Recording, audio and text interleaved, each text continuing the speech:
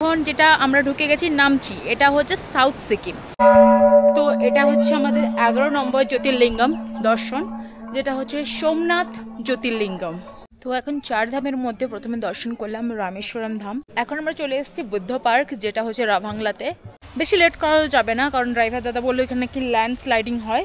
এখন আমাদের কমপ্লিট হলো পেলিং ট্রিপ, কারণ পেলিং আমরা আসলে কিন্তু 3টে জায়গায় বুঝি, যেটা হচ্ছে পেলিং, নামচি আর রাভাংলা। এখানে থাকতে চাও এই যে বুদ্ধ পার্ক, বুদ্ধ মূর্তি, আর এই হয়ে এই যে দেখতে পাচ্ছ এই ওপরে কিন্তু আছে অনেকগুলো মানে রিজনেবলের মধ্যে হোটেল। তো রাভাংলা থেকে যদি তোমরা যাচ্ছ তো চেষ্টা করবে কিন্তু ওটাতে দিনের আলো থাকতে থাকতে বেরিয়ে যাওয়ার, কারণ পুরো রাস্তাটা দেখছি মানে ল্যান্ডস্লাইডিং পুরো ভর্তি। তো তোমরা যদি পেলিং, রাভাংলা আর নামচি ট্রিপের কথা ভাবছো, সব থেকে ভালো প্ল্যান হবে 2 নাইট অ্যান্ড 3 ডেজের প্ল্যান। তোমাদের এই ভিডিওতে বলবো তোমরা কোথায় কোথায় যেতে পারবে পেলিং আর রাভাংলাতে।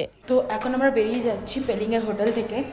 আজকে ডে 3 অ্যাকচুয়ালি, ডে 3 পেলিংয়ে, যেটা আমরা ব্রেকফাস্ট করব, আর তারপর রাভাংলা নামচি হয়ে বেরিয়ে যাব হচ্ছে গ্যাংটক, আর তারপর গ্যাংটকে করব নাইট স্টে। তো এখন চলো ব্রেকফাস্ট করে নিই আগে। তোমাদেরও যদি আমার মতো অনলাইনে হোটেল বুকটা বেশি পছন্দ করো, তাহলে আমি সাজেস্ট করব সকালে যে ব্রেকফাস্টটা ইনক্লুডেড করেই করতে পারো, কারণ সকালের ব্রেকফাস্টটা ট্রিপে কিন্তু খুব ইম্পর্টেন্ট। তো আজকে এখন হোটেল থেকে বেরিয়ে যাচ্ছি, আর এখন হোটেল থেকে বেরিয়ে যাব রাভাংলা আর নামচি, আর তারপর রাভাংলা নামচি হয়ে যাব গ্যাংটক। গ্যাংটক পৌঁছতে সন্ধে হয়ে যাবে, 6টার মতো, 5টা 6টা তো বেজেই যাবে। তো ক্যাবে চলে এসছে, আমরা চলো ক্যাবে বসে নিই আগে। তো পেলিংয়ে যে স্কাই ওয়াক, অরেঞ্জ গার্ডেন আর অনেক কিছু ওয়াটারফলস, ওটা আমি দেখে নিয়েছিলাম ফার্স্ট ডেতে, যেটা আমি আলাদা একটা ভিডিও বানিয়েছি, তোমরা চাইলে ওটা দেখতে পারো। 3rd ডেতে হোটেল চেক আউট করে আমরা বেরিয়ে গেছিলাম আমাদের এখন ফার্স্ট যাব যেটা 4 ধাম, যেটা নামচিতে আছে, তারপর ওখান থেকে যাব রাভাংলা। তো ক্যাব দিয়ে আস্তে আস্তে হঠাৎ নজরে পড়লো এখানটা আছে একটা হ্যাঙ্গিং ব্রিজ, আর সঙ্গে নিচ দিয়ে যাচ্ছে নদী, যেটা দেখে ভীষণ ভালো লাগলো। আর মনে হলো ড্রাইভার দাদাকে বলি একটু দাঁড়াতে, আর ওইখানটায় গিয়ে কিছু ভিডিও করি আর তোমাদের দেখাই জায়গাটা কত সুন্দর। তো তাই চলে এলাম, বললাম 5 মিনিটের জন্য। এইটা দেখো,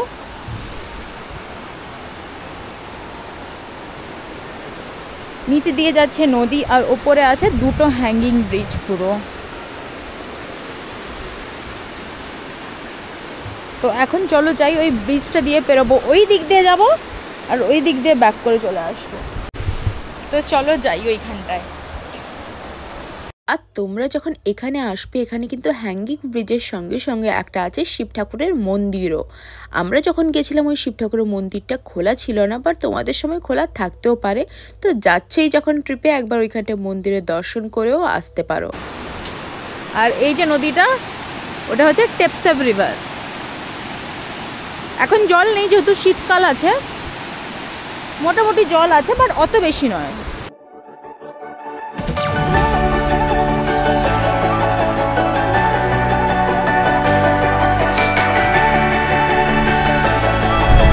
তো পেলিংয়ের হোটেল থেকে বেরিয়ে ফার্স্ট দেখলাম একটা শিব মন্দির, আর তার মানে পাশেই রয়েছে একটা রিভার, আর উপরে আছে হ্যাঙ্গিং ব্রিজ, যেখানটা তোমরা ফটো সেশন করতে পারবে, ভিডিও নিতে পারবে, রিলস নিতে পারবে।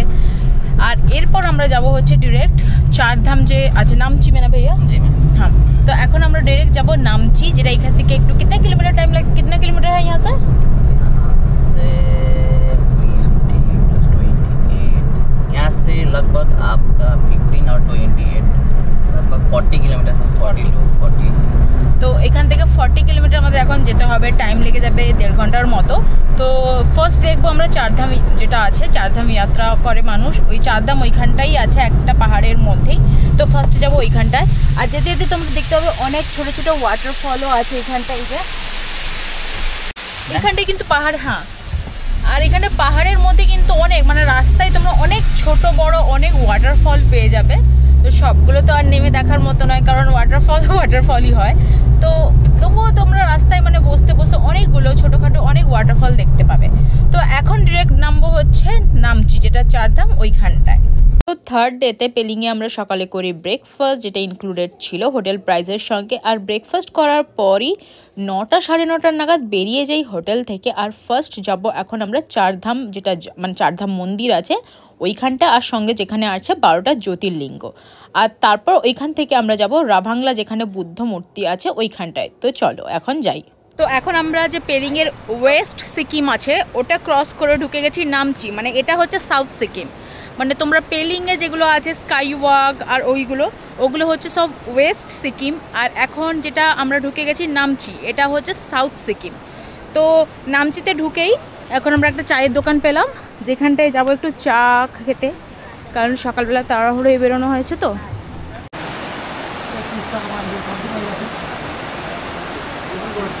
আর পেলিং থেকে বেরোনোর পথে নামচির পথে যখন যাবে, তোমরা যদি মানে হোটেল থেকে ব্রেকফাস্ট না করে আসছো, তাহলে কিন্তু তোমাদের যে ক্যাব ড্রাইভার দাদা থাকবেন ওনাদের কিন্তু বলতে পারো, ওনারা ওইখানটায় মানে ব্রেকফাস্টের জন্য কোথাও দাঁড়িয়ে যাবেন। আর দুপুর 12টার নাগাদ আমরা পৌঁছে গেছিলাম, মানে 3 ঘন্টা জার্নি করে পেলিং থেকে আমরা পৌঁছে গেছিলাম এইখানটার নামচি, যেটা 4 ধাম আছে ওইখানটা। আর এগুলো হচ্ছে টাইমিংস, যেসব টাইমিং মানে পূজা বা মর্নিং আরতি যেগুলো টাইমিংস থাকে ওগুলো। তো তোমাদের যদি এগুলো লাগে তোমরা কিন্তু এখান থেকে স্ক্রিনশট করে নিতে পারো। তো তোমাদের ক্যাব বা তোমাদের যদি পার্সোনাল কার নিয়ে আসছো, তোমাদের এখানে রাখতে হবে পার্কিংয়ে, আর তারপর এখানে টিকিট কেটে তোমাদের এন্ট্রি করতে হবে ভেতরে, যেটা টিকিট প্রাইস আছে 80 রুপিস করে। প্লাস আমি ডিসক্রিপশন বক্সেও আমি পুরো লিস্ট দিয়ে দেবো যে কোথাকার কোন জায়গার কত প্রাইস আছে টিকিটে। তো চলো এখন যাই ভেতরে। এই দিক দিয়ে ঢুকেই ওই দিকটা হচ্ছে মন্দিরের রাস্তা, আর ডান দিকটায় এদিকটা হচ্ছে শু রাখার জন্য, মানে জুতো ফুতো খুলে তারপর মন্দিরে ঢোকার জন্য এখানটায়।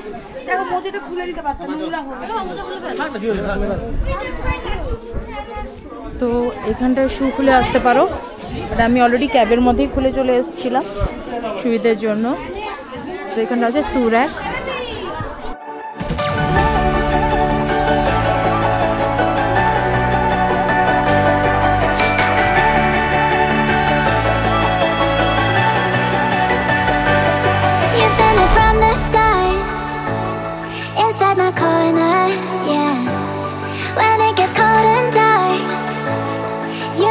তো আমরা যে নামচি এসছি 4 ধাম যাত্রার জন্য, এটা হচ্ছে ফার্স্ট ধাম, যেটা হচ্ছে রামেশ্বরম ধাম। তো এখানে দেখি ভেতরে এখনো মন্দির বন্ধ আছে, যদিও 12:30টার সময় খুলবে। তো এখন বাজে 12:19, তো আর 10 মিনিট ওয়েট করে নিই, তারপর যাব আর তোমাদের দেখাবো মন্দিরগুলো। আর এই যে রামেশ্বরম ধাম তোমরা সবাই জানো, এটা আছে তোমার সাউথের, যেটা রামেশ্বরমে, যেটা অলরেডি আমি একবার গেছি, কয়েকদিন আগেই গেছিলাম রামেশ্বরম ধাম।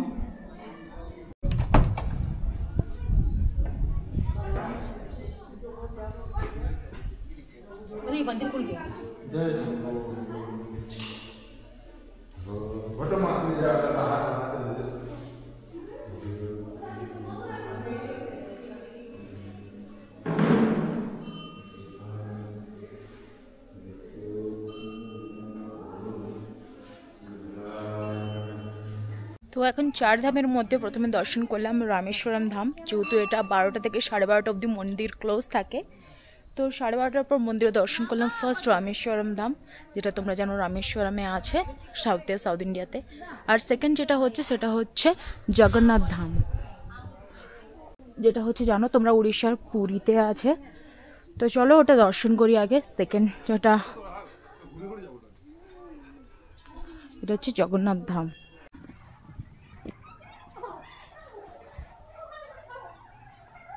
তো পুরী জগন্নাথ ধামের পর এখন আমরা যাব থার্ড, যেটা হচ্ছে বদ্রীনাথ ধাম।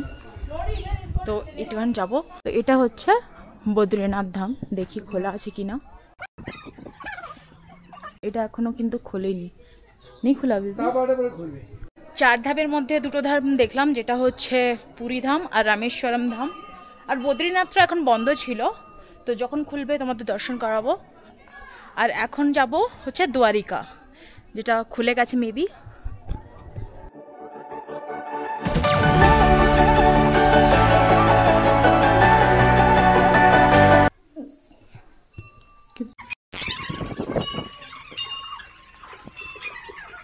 তো তোমাদের এখন 4 ধাম যাত্রা। ফার্স্ট যেটা হচ্ছে রামেশ্বরম ধাম, সেকেন্ড হচ্ছে পুরীর জগন্নাথ ধাম, থার্ড হচ্ছে বদ্রীনাথ ধাম, আর ফোর্থ হচ্ছে যেটা দ্বারিকা মানে কৃষ্ণ দ্বারিকা ধাম। তো 4টে ধাম এখনো দেখানো হয়ে গেল তোমাদের। এখানটায় 4টা মহাধামের সঙ্গে সঙ্গে এখানটা রয়েছে কিন্তু 12টা জ্যোতির্লিঙ্গ।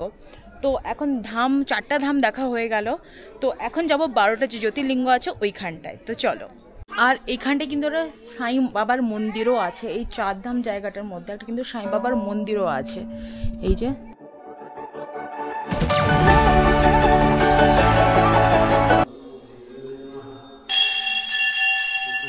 এইখানটায় 12টা যে জ্যোতির্লিঙ্গ আছে, যেটা ফার্স্ট এখন হচ্ছে দেখলাম মল্লিকার্জুন জ্যোতির্লিঙ্গ। এটা হচ্ছে মল্লিকার্জুন জ্যোতির্লিঙ্গ।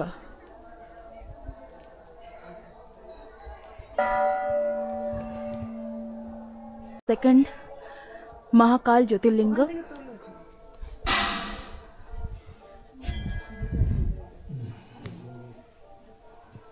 4 নম্বর জ্যোতির্লিঙ্গ যেটা হচ্ছে বৈদ্যনাথ। এটা হচ্ছে 4 নম্বর জ্যোতির্লিঙ্গ, যেটা হচ্ছে বৈদ্যনাথ জ্যোতির্লিঙ্গ। তো যে জিনিসটা দেখে আমার খারাপ লাগলো, যে ঠাকুরের মাথায় জল ঢালার জন্য ঠাকুরের ওই জায়গাটায় পা দেওয়ার কি দরকার আছে, এটা যেন আমিও বলেছিলাম। আর বৈদ্যনাথ জ্যোতির্লিঙ্গর পর এখন আমরা দেখব আমাদের 5 নম্বর জ্যোতির্লিঙ্গ, যেটা হচ্ছে ভীমাশঙ্কর জ্যোতির্লিঙ্গ। এই যে এটা হচ্ছে ভীমাশঙ্করম জ্যোতির্লিঙ্গ।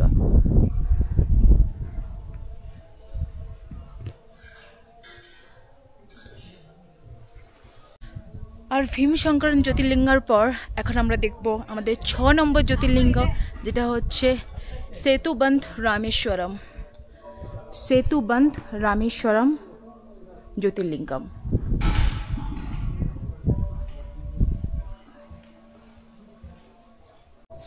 আর সেতুবন্ধ রামেশ্বরমের পর এখন আমরা দেখব আমাদের 7 নম্বর, যেটা হচ্ছে শ্রী নাগেশ্বরম জ্যোতির্লিঙ্গম।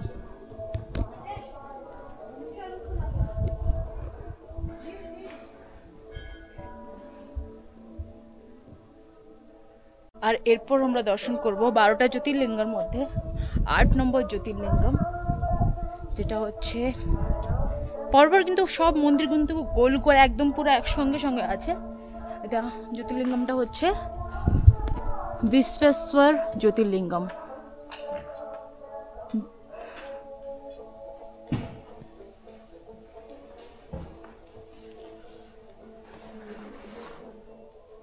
এরপর আমরা দর্শন করব 8 নম্বর জ্যোতির্লিঙ্গম, যেটা হচ্ছে শ্রী ত্রয়ম্বকেশ্বর জ্যোতির্লিঙ্গম।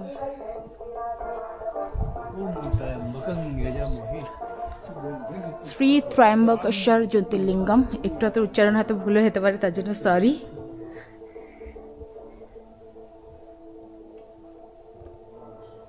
তো 12টা জ্যোতির্লিঙ্গমের সঙ্গে আমাদের দর্শন হয়ে গেছে, 9টা জ্যোতির্লিঙ্গ দর্শন হয়ে গেছে 12টার মধ্যে। আর এখন আমরা যাব 9 নম্বর জ্যোতির্লিঙ্গম, যেটা হচ্ছে গিয়ে দেখতে হবে। অ্যাকচুয়ালি এটা একটু দূর আছে, মানে 8টা জ্যোতির্লিঙ্গম যেটা একদম পাশাপাশি আছে, 9 নম্বর যে জ্যোতির্লিঙ্গমটা আছে ওটা একটুখানি দূরে আছে। এটা হচ্ছে শ্রী কেদারেশ্বর জ্যোতির্লিঙ্গম।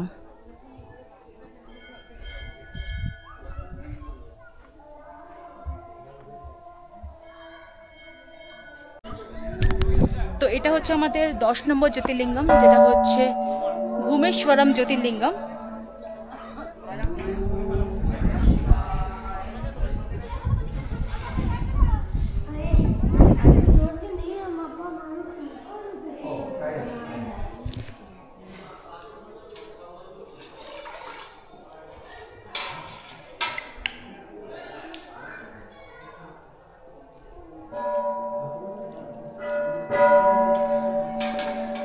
আমাদের 12টা জ্যোতির্লিঙ্গমের মধ্যে দর্শন করলাম 11টা জ্যোতির্লিঙ্গম।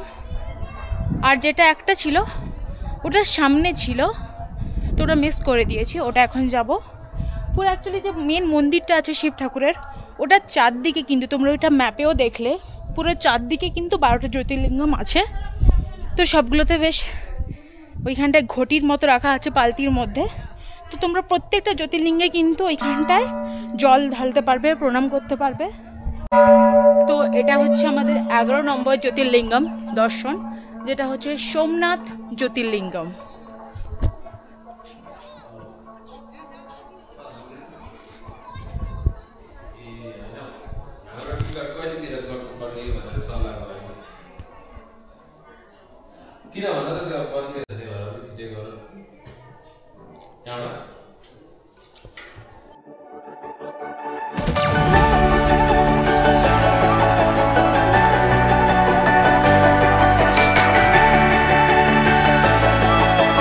তো বাকি মন্দিরের ভেতরে যে শিব ঠাকুরেরটা দেখাতে পারবো না, কারণ ফটোগ্রাফি ইজ নট অ্যালাউড।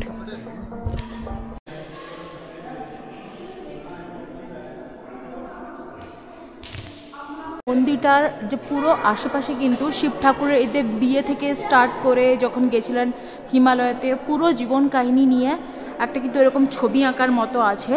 আর যেখানটায় শিব ঠাকুর যখন পার্বতীকে বিয়ে করার পর উনি মানে বিঙ্গিতে নন্দিতে, আর যখন শিব ঠাকুর যখন পার্বতীকে বিয়ে করার পর যখন চলে গিয়েছিলেন, মানে প্রত্যেকটা জিনিস শিব ঠাকুরের, পার্বতী, গণেশা, কার্তিক, যেটা ওনাদের ছেলে মানা হয় কার্তিক।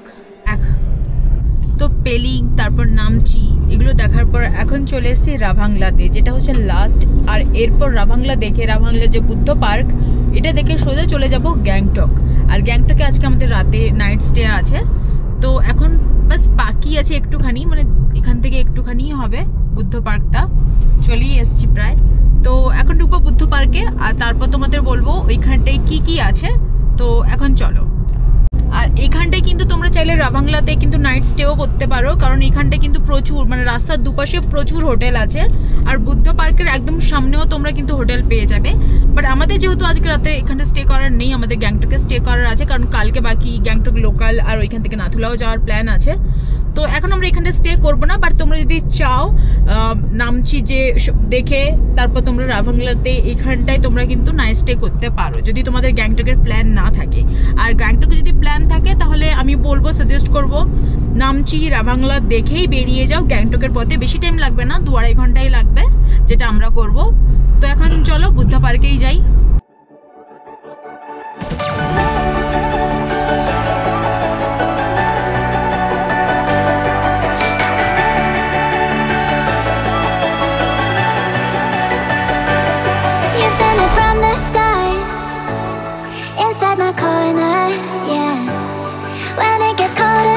গেছি রাভাংলাতে বুদ্ধ পার্ক, এটা হচ্ছে entry R ticket counter.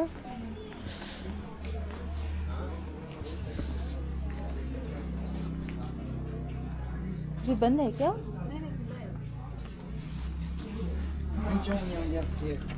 To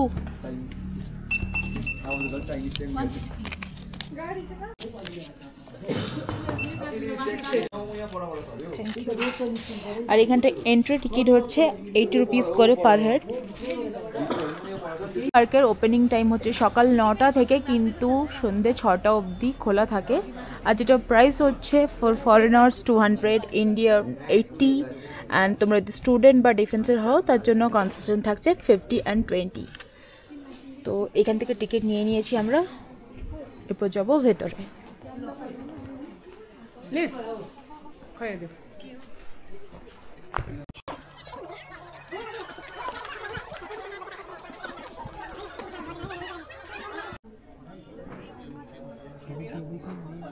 তো এখন আমরা চলে এসেছি বুদ্ধ পার্ক, যেটা হচ্ছে রাভাংলাতে। আর ঢুকেই দেখতে পারবে এত বড় একটা ক্যাম্পাস টাইপের আছে, এই যে অনেক বড় একটা ক্যাম্পাস আছে। আর এখানটায় রয়েছে একটা স্লিপিং বুদ্ধা,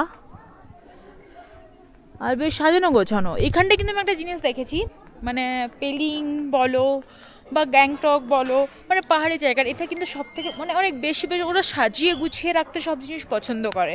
শুধু এটা নয় যে এটা পার্ক বলে, সবার বাড়ির সামনেও দেখবে কিন্তু ফুল বাগান, একদম মানে পরিষ্কার পরিচ্ছন্ন, বেশ ভালো জায়গাটা কিন্তু। আর তোমাদের যদি অসুবিধা হয় এখানটা ঘুরতে, এখানটা একটা রাভাংলা ট্যুরিস্ট গাইডও ম্যাপও দিয়ে দিয়েছে এখানটায়, এই যে তোমরা চাইলে এটা দেখতে পারো। क्या कहते हैं इसे? सेल रोटी। सेल रोटी, ট্র্যাডিশনাল ফুড এটা। তো ভাবলাম এই যে ট্র্যাডিশনাল ফুডটা একবার ট্রাই করি। নাদের 20 রুপিস করে পার হেড, উনি গরম করে দিচ্ছেন এইখানটায়।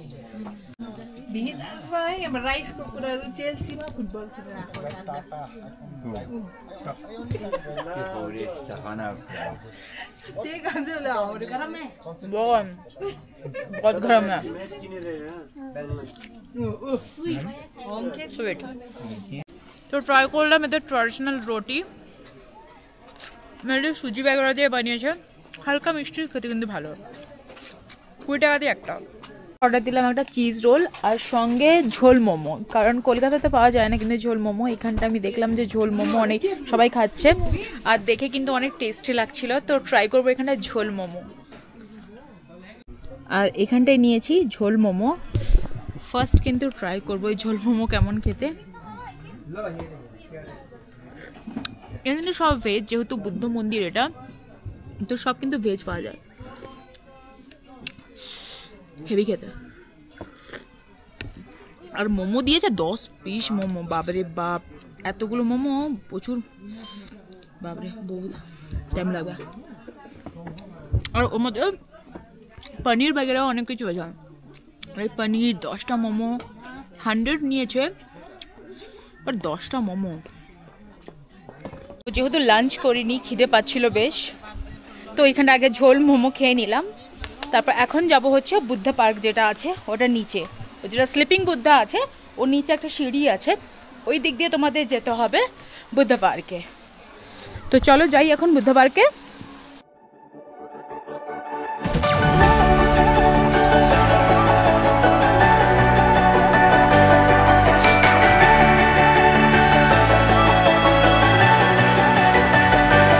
এখানটা যে বুদ্ধদেবের স্ট্যাচুটা আছে ওটা বলা হয় যে বুদ্ধদেবের 3টে রূপ, যেটা আমরা তোমাকে অলরেডি বলে দিয়েছি 3টে রূপ।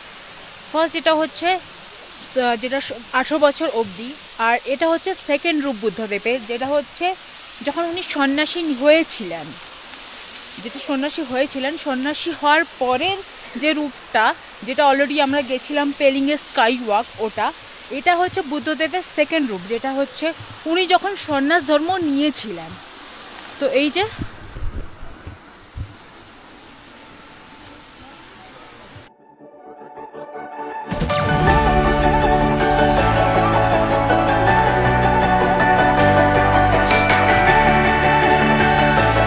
এখন আমরা আছি, বুদ্ধ মূর্তিটা আছে ওর পেছনে, কারণ রাতের বেলা আলো জ্বললে এটা কিন্তু নিশ্চয়ই আরও ভালো লাগবে। এখন মোটামুটি যেহেতু লাইট আছে, যেহেতু এটা সন্ধ্যা 6টা অবধি খোলা থাকবে, তো মোটামুটি ভালোই লাগবে যখন লাইট খুলবে। আর আমাদের এখান থেকে তাড়াতাড়ি বেরিয়ে যেতে হবে, কারণ এখান থেকে বেরিয়ে গিয়ে আমাদের যেতে হবে গ্যাংটক। যাদের পায়ের প্রবলেম থাকে তারা কিন্তু এই গাড়ি করেই আসতে পারো মন্দিরের ওপর অবধি, যেটা নেয় 300 করে।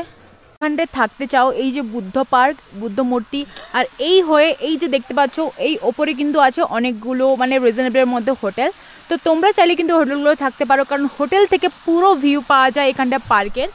আর প্রাইসও কিন্তু নর্মাল থাকে, তো তোমরা রাতের বেলায় যদি যেহেতু 6টা অবধি খোলা থাকে, তো তোমরা আরামসে সন্ধ্যের বেলায় এইটুকু মানে লাইটের মধ্যে 6টা অবধি থেকে আরামসে হোটেল যেতে পারো। তো এখন আমাদের এখানটায় যে রাভাংলাতে বুদ্ধ পার্ক দেখা হয়ে গেল, আর এরপর এখান থেকে বেরিয়ে যাব সোজা হচ্ছে গ্যাংটক। খাওয়া দাওয়া হয়ে গেছে, ঘোরা হয়ে গেছে, এখন এখান থেকে হচ্ছে গ্যাংটক 65 কিলোমিটার, টাইম লাগবে হয়তো 2 থেকে 2.5 ঘন্টা। বেশি লেট করা যাবে না, কারণ ড্রাইভার দাদা বললো এখানে কি ল্যান্ডস্লাইডিং হয়, তো সন্ধ্যাবেলা হলে বেশি দেখা যাবে না, তো আলো থাকতে থাকতেই বেরিয়ে যেতে হবে। তো এখন দেখা হয়ে গেছে, তো এখান থেকে চলো এবার বেরোই। আর যারা যারা আমার ভিডিওগুলো দেখছো তোমরা জানো আমরা স্টার্ট করেছিলাম হচ্ছে দার্জিলিং থেকে, তো দার্জিলিংয়ের পর গেছিলাম সান্দাকফু, আর সান্দাকফুর পর গেছিলাম হচ্ছে পেলিং, নামচি, রাভাংলা। এখন যাব গ্যাংটক, আর দেখবো গ্যাংটকের লোকাল সাইট সিইং, আর তারপর যাব হচ্ছে নাথুলা হয়ে সিল্ক রুট, আর সিল্ক রুট থেকে বাড়ি। এই পুরো ট্রিপটা আমাদের টাইম লেগেছে 9 নাইট অ্যান্ড 10 ডেজ। এখন আমাদের কমপ্লিট হলো পেলিং ট্রিপ, কারণ পেলিং আমরা আসলে কিন্তু 3টে জায়গায় বুঝি, যেটা হচ্ছে পেলিং, নামচি আর রাভাংলা। পেলিং অলরেডি মানে গতকাল তোমাদের অলরেডি দেখিয়ে দিয়েছি, যেটা পেলিং আমরা সাইট সিইং করেছিলাম ওটা দেখিয়ে দিয়েছি, আর আজকে দেখলাম হচ্ছে নামচিতে 4 ধাম আর হচ্ছে 12টা জ্যোতির্লিঙ্গ, এইটুকুনি টাইম ছিল। আর এখন দেখলাম রাভাংলার বুদ্ধ মূর্তি। তো 3টে হয়ে গেল অলরেডি, রাভাংলা, নামচি অ্যান্ড পেলিং। আর তোমাদের কেমন লাগলো ভিডিওটা জানিয়ে দিও, ভালো লাগলে প্লিজ সাবস্ক্রাইব, শেয়ার, লাইক করে দিও। তো দেখা হচ্ছে তোমাদের সঙ্গে পরের ভিডিওতে, বাই।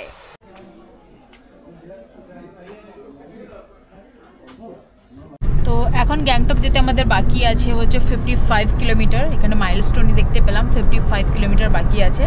টাইম লাগবে হয়তো 1.5 ঘন্টা মতো, ডিপেন্ড করে রাস্তার অবস্থার ওপর, জানি না কীরকম রাস্তার অবস্থা, কারণ যতটুকু এলাম মোটামুটি আধা একটু ভালো আছে, কখনো কখনো আবার পাথর দিয়ে পুরো একদম বিচ্ছিরি পুরো রাস্তার অবস্থা। বাকিটা জানি না মানে কীরকম হবে বা কটার সময় পৌঁছবো গ্যাংটক হোটেল, তো দেখি কটায় পৌঁছোই। এখন বাকি তো আছে এখনও 55 কিলোমিটার। তো রাভাংলা থেকে যদি তোমরা গ্যাংটক যাচ্ছ তো চেষ্টা করবে কিন্তু ওটাতে দিনের আলো থাকতে থাকতে বেরিয়ে যাওয়ার, কারণ পুরো রাস্তাটা দেখছি বড় বড় পাথর দিয়ে পুরো মানে ল্যান্ডস্লাইডিং পুরো ভর্তি, মানে ভীষণ বাজে রাস্তা মাঝে মাঝে আছে। তো ল্যান্ডস্লাইডিং এখানে প্রচুর হয়। তো তোমরা প্লিজ চেষ্টা করো রাভাংলা থেকে যদি গ্যাংটক যাচ্ছ তাহলে একদম দিনের আলো থাকতে থাকতে এখান থেকে বেরিয়ে যাওয়ার, কারণ রাতের বেলা বেকার মানে রিস্কি হয়ে যায় ব্যাপারটা। আর এই যে জেসিবি নিয়ে পরিষ্কার করছে ল্যান্ডস্লাইডিং।